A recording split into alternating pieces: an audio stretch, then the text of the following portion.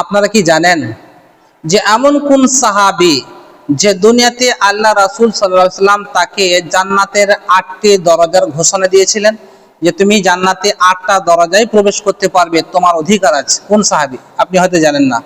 সেই সাহাবী হলেন আমাদের প্রথম খলিফা হযরতে আবু বকর সিদ্দিক রাদিয়াল্লাহু আনহু। তিনি এমন কি কাজ করেছিলেন যা আল্লাহ রাসূল সাল্লাল্লাহু আলাইহি সাল্লাম তাকে জান্নাতের 8টি দরজার ঘোষণা দিয়েছিলেন।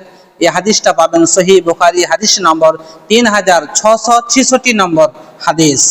কারণ রাসূল সাল্লাল্লাহু আলাইহি সাল্লামের একটা হাদিস বোঝা যায়, সহিহ মুসলিম হাদিস নম্বর 1028 নম্বর হাদিস, যে তিনি একদিনে বড় বড় 4টি আমল কাজ করেছিলেন।